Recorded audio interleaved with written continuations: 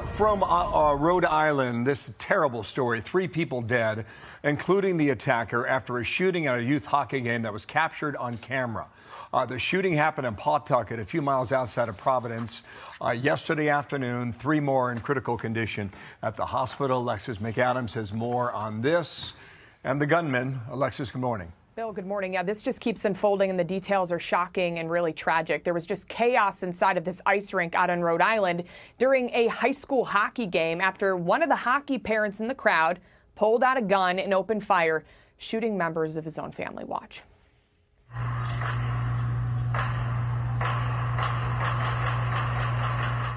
There are days in life that are supposed to be simple. Days where the biggest thing on your mind is finding a good seat, cheering loud enough, and maybe grabbing a hot drink to fight off the February cold. February 16th, 2026 was supposed to be one of those days for the Dorgan family. It was senior night at the Dennis M. Lynch Arena in Pawtucket, Rhode Island. A youth hockey game. The kind of moment a family marks on the calendar weeks in advance, because your youngest boy only gets one last senior night. One last chance to skate under the lights with his team before high school ends and life moves on. Rhonda Dorgan was there. She came for her son, the way a mother always shows up. She brought her parents too, Linda and Gerald, both 75 years old. They were the kind of grandparents who don't miss a game. Her adult son Aiden was there as well, standing beside his family in the stands, supporting his little brother the way older siblings do. And their close family friend Thomas Geruso, a school assistant principal who had known this family for years, was right there with them, part of this little corner of the bleachers full of people who loved the same boy. The arena was alive that afternoon. Parents packed the stands. The live stream was running so that friends and extended family who couldn't make it could still watch from wherever they were. Players were warming up on the ice. The buzzer was going to sound soon. For a few beautiful minutes, everything was exactly the way life is supposed to be. Ordinary, warm, and full of love. Nobody in that building had any reason to think the next few minutes would change everything forever. Not the players. Not the coaches. Not the grandparents settling into their seats.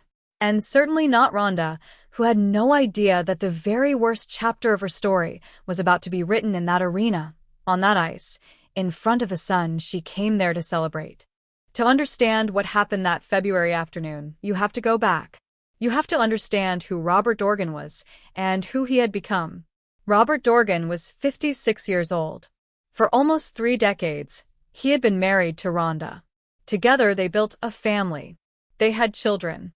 They shared a home in North Providence, Rhode Island. On the surface, it looked like an ordinary life. But underneath that surface, things had been quietly breaking apart for years. In early 2020, Robert Dorgan told police that he had undergone gender reassignment surgery and was now going by the name Roberta Esposito. That same month, February 2020, Rhonda filed for divorce.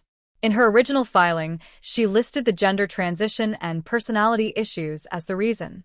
She later crossed that out and changed it to irreconcilable differences.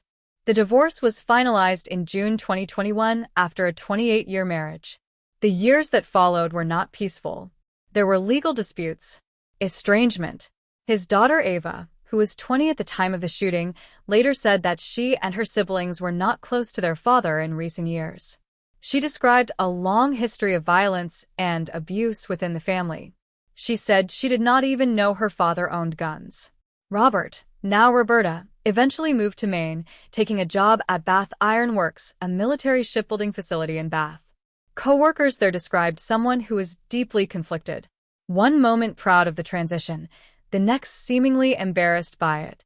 One colleague noted that Dorgan had a bad temper, that screaming matches with co-workers were not uncommon. A friend from Florida who had known Dorgan through a motorcycle group said that about 6 months before the shooting, Dorgan simply stopped responding, went quiet, disappeared from their lives without explanation. Something was building. Quietly, privately, and on February 16th, it arrived at a hockey rink in Pawtucket. The game was underway. The crowd was watching.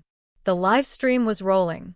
And then, without any warning, without any confrontation, without a single word exchanged, Robert Dorgan opened fire.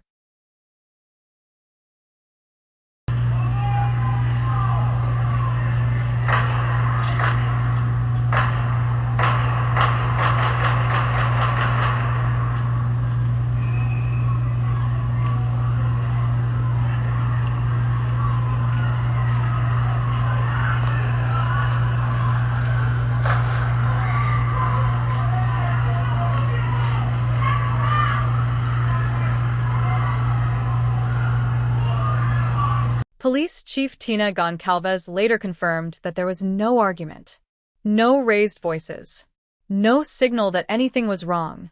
Dorgan had attended many of his son's hockey games before. He walked into that arena the way any other parent would. He found the section where his ex-wife and her family were sitting. And then he started shooting. The targets were specific. Rhonda, Aiden, Linda, Gerald, Thomas. The people who had built a life around the family he no longer felt part of. In a matter of seconds, the arena became chaos. Players on the ice dove off their skates. Teenagers scrambled to find exits. Parents grabbed their children and ran.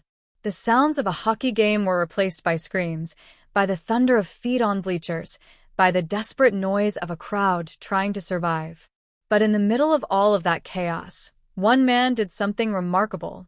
A bystander named Michael Black, just another person in that arena, just another parent there to watch a game, did not run. He lunged at Robert Dorgan. He grabbed the gun. In the middle of an active shooting, Michael Black put his body between the shooter and everyone else in that building. He wrestled for the weapon. Two other bystanders joined him, and together, they managed to contain Dorgan, but not before Dorgan reached for a second firearm. Robert Dorgan turned that second weapon on himself. The shooting was over, but the damage was done. Rhonda Dorgan and her son Aiden were both dead. Linda and Gerald Dorgan, both 75, were rushed to Rhode Island Hospital in critical condition. Thomas Jurisso, 54, was fighting for his life as well. And on the ice below, a teenage boy who had just been celebrating senior night was left to process the unthinkable. Because the game was being live-streamed on a platform called Live Barn, part of what happened that afternoon was captured on video. Not all of it, but enough. The footage showed players reacting the moment the shots rang out. You could see the instant the rink went from a sports event to a crime scene. Skaters diving, benches clearing, people running. The victims before the shooting began. He simply arrived, walked in, and carried it out. Rhode Island Hospital was briefly placed on lockdown as a precaution while victims were being transported. The governor of Rhode Island, Dan McKee, released a statement that same evening. He said simply that the state was grieving again.